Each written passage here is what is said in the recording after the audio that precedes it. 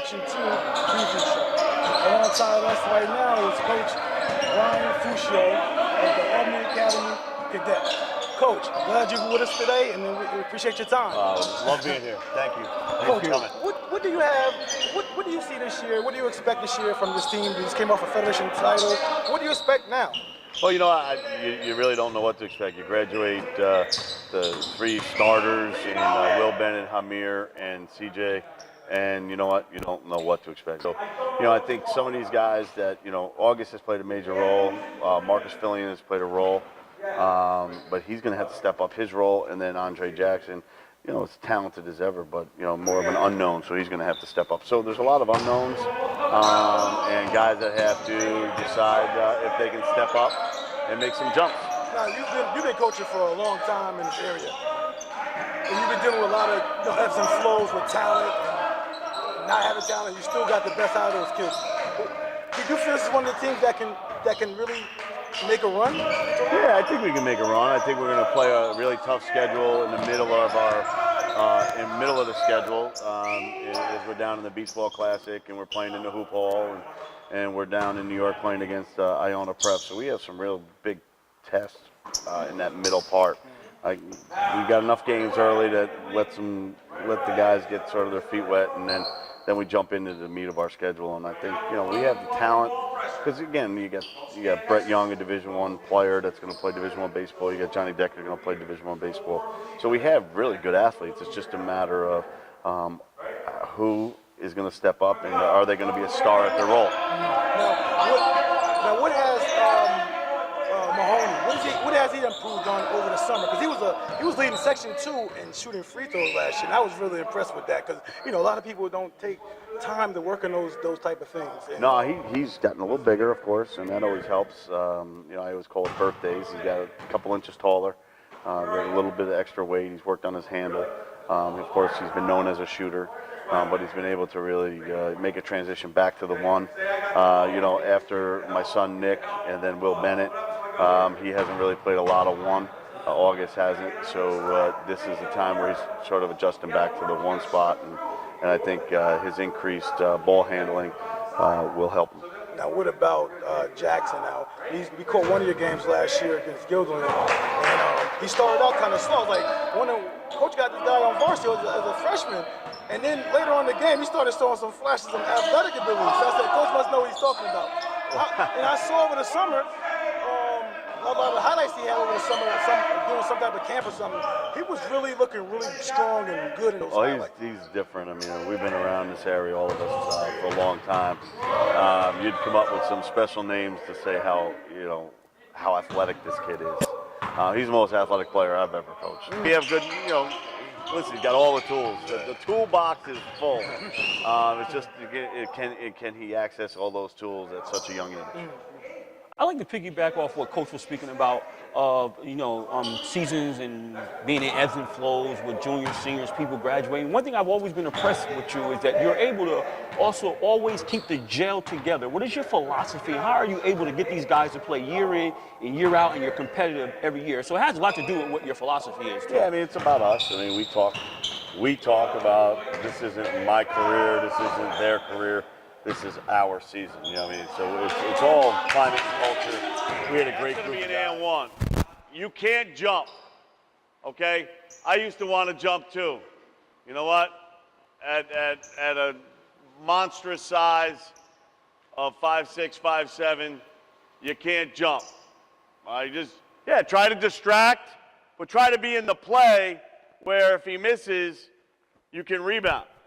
All right, so really, we have a 1, 2, maybe a half shot blockers in the gym. So everybody else that jumps, you're just putting yourself out of position and you're undisciplined. And I know that what we pride ourselves in, and a lot of reasons why we're successful, is discipline. No, it's about us. So that's a big part of what we try to do, and everybody has to give them themselves to be part of the big group. Hard hat, much belt type of guys. Can you talk about some of those guys? Yeah, I mean, we have Brett Young, we have Saif Ullah, we have Johnny Decker. We have Kieran Donahoe. We have a lot of guys. Like Rob Brown's. He's a young, talented kid. So I wouldn't say he's that lunch pail type of guy, but he's going to be in a big mix, and he's talented. He would be playing and starting at a lot of schools, and he's accepted his role, and he's going to be really something to watch in February. Right now, people don't even know who he is. And much as the AD and the, head mistress or how much do they support you? And has it been, obviously it's been great, but can you go into that?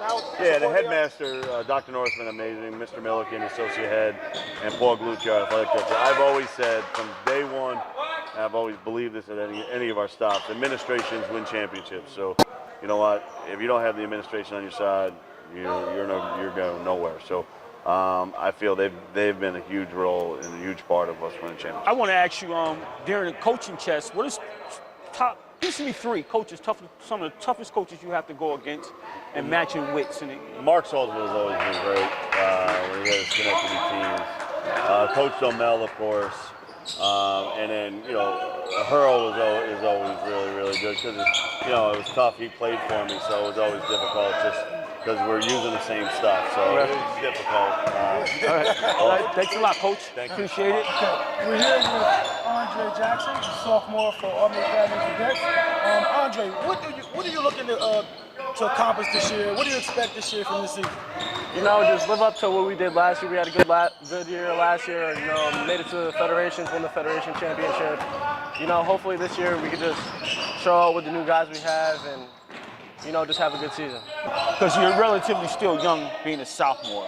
How do you think that experience is going to vote for you moving into this season? I've been here with Coach Crucio for a while now. Learning from him and stuff. It's just got me a lot better as a player. I know you're still young. You're going to put more stuff in your packages, but right now, what would you say is your best thing? The dribble, the crossover, the jump shot, the pull-up, the step back. What is something or the dunk? What is something that you'd like to be remembered for right now, early on? In your career? I like to get to the rim. I like to dunk sometimes. Finish at the rim. Short, mid-range pull-up, stuff like that. Well, us at Umoja too, we thank you for coming and chit-chatting with us, and we wish you the best of luck on your season. Okay, we look forward to seeing you down the road. Okay. All right. Thank you.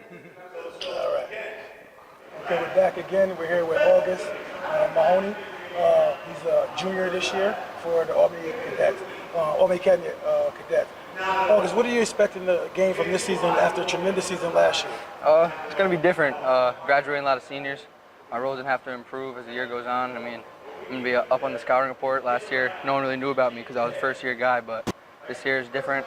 Everyone's going to know about me, so I've been working hard in the offseason, improving my game, and I'm ready for it. Now, one thing I was very impressed with, I even told your coach, was your free throw percentage. You led Section 2 at one point in free throws. Is that something you really take pride in? Yeah, and it definitely. seems that it rubs off with your jump shot too. So that's something you really, you really go in the gym and shoot 100 or 200 a day. After every shooting workout, I finish with making 20 free throws in a row. So if I get to 19 and miss, I have to start over. So, I really take pride in it. It's extra points for me. It's free throws, it's free buckets. So, if you miss free throws, you're letting your team down, letting yourself down, and they're just really important, overlooked aspect of the game. If a fan came in the gym, never saw you before, what would he expect to see coming from you, watching you on the floor? Just a high IQ player, knows how to play the game, gets his teammates involved, makes open shots, knockdown shooter, great passer, and has length, so gets in passing lanes, disrupts ball handlers, and just an overall high IQ player. Thanks for coming out. And Thank you for having me. All right. Thank you. All right, and good luck the rest of the way.